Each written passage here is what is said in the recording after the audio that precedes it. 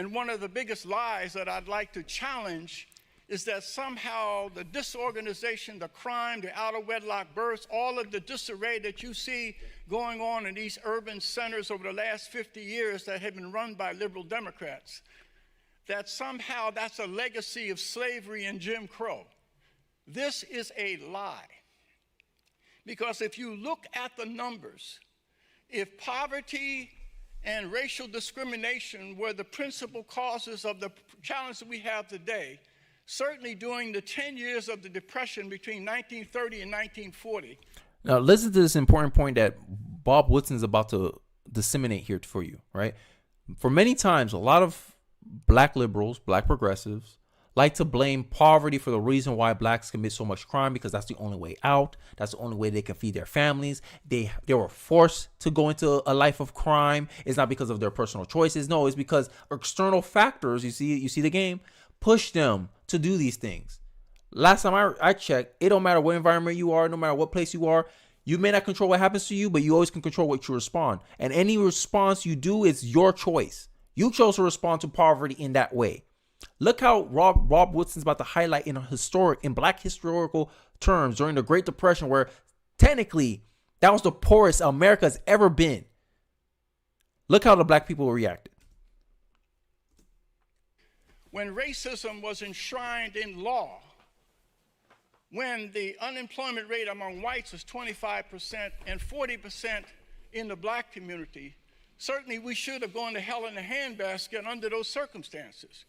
But the reality was that the marriage rate of black Americans during the Depression was higher than any other group in the nation. Our religious institutions exerted a control over us so that elderly people could walk safely in their neighborhoods. Imagine what he said. Religious concepts had a control. That means culture. Religion was integrated into black culture. All right. And that culture is what kept black people going to church, kept black America majority married, two-parent households, not attack elderly people.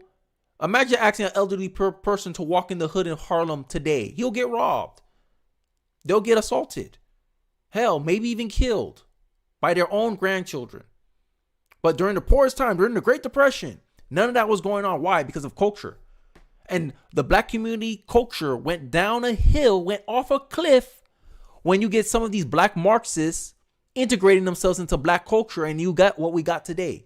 This is why a lot of black people are so aligned with progressives and people on the left, is because it's a long march to the institution. It was a long march to influence black people into accepting liberal policies, starting with the Great Society Act, right? Trying to get women, oh, hey, here's welfare. Government's trying to help you. When there was only a 20% single motherhood rate. Now, that rate is 70%, about to hit 80%. And Thomas Sowell called it out in the 1960s when they were trying to implement this, when they were advocating for these policies. Thomas Sowell's like, you don't have to tell them to be a single mom. You just have to incentivize it. And what do we have here? Thomas Sowell was proven right 60 years later. They incentivized single motherhood to the point where now you reward the behavior. Show me the incentive, I'll show you the outcome. The Great Society Act has degraded black American culture. The Great Society Act did something to the black culture that even slavery couldn't do. Racism couldn't do. Destroyed the black family. All you had to do was give them free-ish to do what you wanted them to do, and you destroy the whole culture? Oh my God. Now they're doing the same playbook to Hispanics and America at large. I think for a nation, America's single mother rate is like 40%. Soon, all of America could end up just like how the black community in these urban cities are. High crime rates, not safe at all, right? We just went through another mass shooting again in Iowa. You see it's going like, it's baffling. In the 1940s, when gun laws was laxer than it was today, we didn't deal with the amount of mass shooting that we're dealing now in 2023. That means there's something deeper that's wrong in our country. It's not guns. It's not laws. It's our culture that's incentivizing these behaviors. It's our lack of unity where, oh, I don't care about these people. I don't care about myself. These people make me feel bad out in their life. Essentially, that's what the Perry shooter did.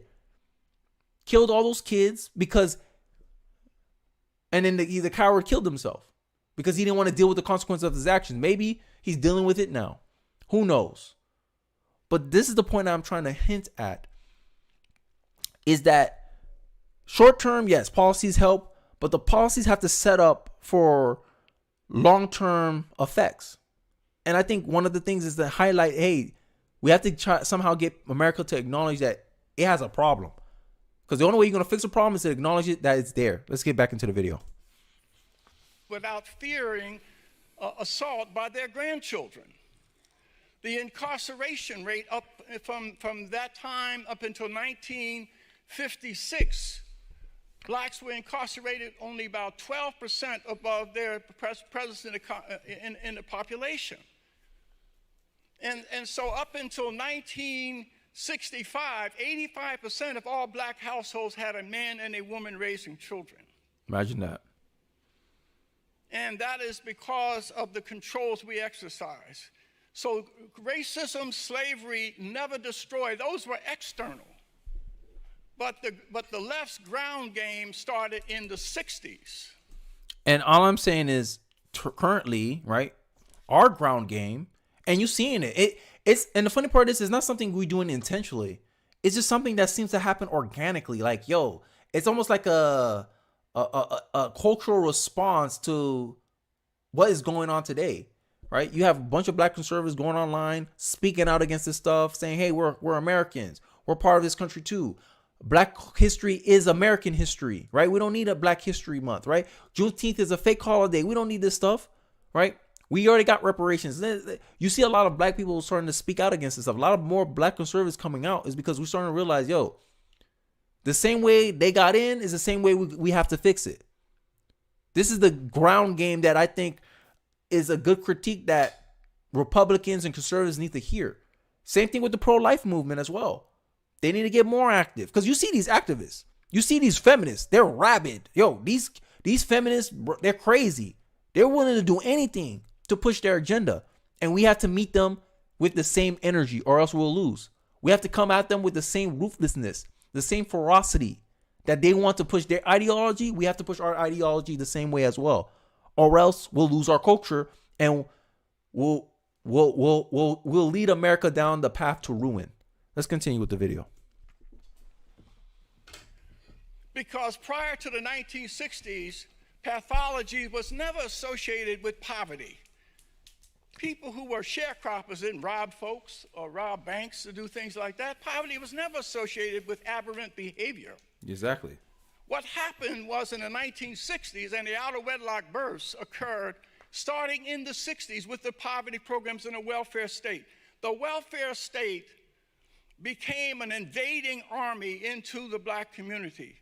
When you look at Cloward and Piven, those social scientists at Columbia University School of Social Work got together, and they were socialists. They said one of the ways that we can emphasize the contradiction of capitalism is this: flood the system with welfare applicants, and we will bankrupt it. Because in the black community, up until 1960s, there was a stigma associated with being on relief. Exactly. That was black culture back then. Black culture was like, you're an able-bodied man and you're on welfare? You're a woman and you're on welfare? Where's your husband? Where's the father of your children? Why y'all not together? Why y'all not married? That was the culture in the black community. But these progressives, right? It's so funny when the progressives come in here and they trying to act like they were such a net benefit to black people. No. You caused black people's dissension into what it is today. Into this learned helplessness today. These learned behaviors of rational thinking is white culture. Speaking proper English is white culture. Thinking objectively is white culture. You teach these things to the black community, and the black community ingrained it into its culture like a bad habit. And this is what's been perpetrated into future generations of black Americans. And this is where I'm trying to stop. I'm trying to stop that transmission of bad values, bad knowledge to the next generation. And the only way you can do it is you have to directly challenge it. And that's what I'm doing with those videos. This is my form of protest in 2024. This is my contribution towards a better America in my own way. And I think we need more people to speak out. Even if you're just talking to a person next to you, you're doing something. You know what I say? You talk to one person, that person talks to another person.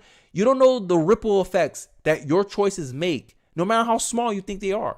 And that's what I'm doing. I don't get a lot of views on these videos, on these channels. Hey, but it's one ripple. And I don't know where that ripple will lead. I don't even know where that ripple will end. But at least I know I could be satisfied in my own efforts. And I know, hey, I tried my best. And that's all you can really do, right? Hey, I can't control what happens, but I can control how I respond. I can control what I do. I can control what I put out. And I think that's a message that I want to put out for 2024. You know, I'm trying to be optimistic, you know, because we just finished running through a whole lot of hoobaloo that I disagree with, ideology, principally, politically. But I want conservatives to be, I guess, what Benny Johnson says, the happy warrior. I'm more of an optimist, though. I'm a practical optimist. But I digress. Let's get back into the video. So they had to remove the stigma. So they said one of the things we can do is, first of all, let's term the nuclear family as being Eurocentric and therefore racist. The women's movement aided in that because it made the man redundant. You see the that? Black Power movement also chimed in, and they added. So imagine that, black women. Feminism sets you up for failure. Then they hit you with Eurocentric, right? They make every imagine that. They label everything that will help your people progress economically as white behavior, stigmatize it. So they reverse stigmatize it. When before progressives and liberal policies came in and influenced black culture naturally stigmatized people who are fatherless, no family, on welfare. That used to be stigmatized in the black community. Black men used to look at, oh, you trying to get me on welfare? What do you think I am? You're a pet? That's how black men used to talk about welfare. Oh, you're the government's pet? Now, the government's my kid's daddy. That's how black women talk. Black women who's on welfare. That's how they talk about the government. The government's their daddy. The government take care of all their kids. They love the government. It's at the point that a lot of black men considered a lot of black women more loyal to the government than to their own families, to their own communities. Right? This explains the loyalty that black women have as voting demographics, because the government got them. Goldman Sachs got them. Always we investing billions of dollars into black women. What about the black men though? Crickets, right? But black men still vote Democrat, because if they don't vote Democrat, they ain't gonna get no box. They won't have sex with black men. You see the leverage here? The black community essentially is a matriarchy, culturally anyway. And look at the results. Look at it. There was a saying that I heard, like, a community, a group can only go as far as their men. And you look at it, black men are the least educated, right? Look at the community. No structure, no direction. Women just reacting to the moment. Just chasing emotion. Don't know how to handle authority. Don't know how to respect authority. Don't know how to operate with authority. And they wonder why these kids get into trouble. Why there's teen takeovers going on in democratic cities. Bunch of waves of black kids breaking into stores, stealing stuff. And everyone's like, yo, where's these people's parents? Who knows? But we know a majority of them are raised by single moms. But at the same effort, when these bad kids do something bad, single moms don't want to take responsibility for it. You know what they do? They do what every modern woman is doing today. Blame external factors. Blame someone else, not blame themselves. Oh, it's because the daddy wasn't in their life. But you raised them. Or you didn't raise them. 72% of black kids come from a single parent household. So all the ills, all these black women complaining about how their husbands or their boyfriends are such mama's boys, blame the mama. Oh, your husband don't know how to treat women, blame the mama. The mama raised them. But we don't do that. We don't hold each other accountable. And that's why I'm saying, that's why I led with, before I got into the Bob Woodson video, I led with the modern women stuff. In the black community, which is a matriarchy culturally, they enable bad behavior.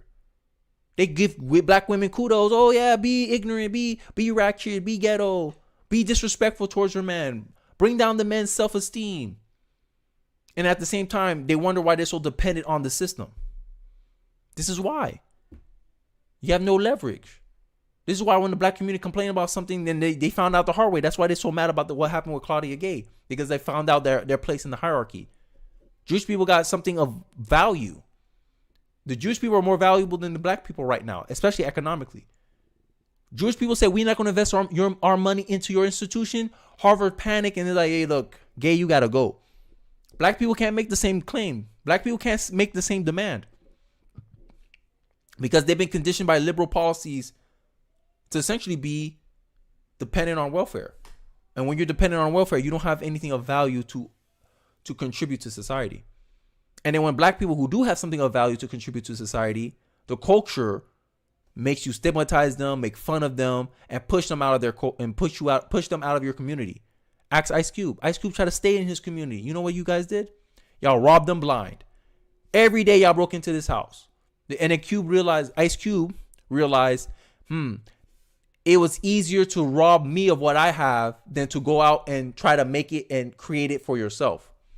That's the reality in the black community. And this is going to be soon the reality of of American culture if we don't do a turnaround or if we don't fight for our culture. I digress. You had the cultural setup for this change. But it's not enough to put a policy in place. You have to have a ground game, a structure to actually carry out. So the poverty programs came along, and they opened up poverty offices all over New York, all over Chicago, and they were actively recruiting people onto the welfare. So Cloud and Piven read their work. They said, if we can separate work from income, it will make a man redundant. High school dropouts will occur, drug addiction, family disintegration. And then, so what happened was they removed the stigma. It moved from social insurance and down to reparations. When the welfare department used to demand that a woman declare paternity, that was, they filed lawsuits, said it's a violation of the privacy rights of a woman. So that was eliminated. And so what you saw then exactly was that 3 to 4 million people in New York City and others flooded into the welfare system because welfare became more generous than working. At a time when the unemployment rate for black men was 4%. We had this huge influx, and what Cloud and Piven predicted began to occur. Out-of-wedlock births began to soar in that community. Because you incentivize single motherhood. You incentivize that. It was more generous than working. So people made a logical choice. And then you do this long enough, it becomes part of the culture. You get conditioned into the culture, and boom, you have the results of it today. Right? This is the results of socialist policies. This is the results of welfare. This is why I said it. You can have welfare, but welfare has to have constraints to counteract these negative aspects of welfare. You don't want to generate negative incentives, bad incentives that will hurt the country in the long run.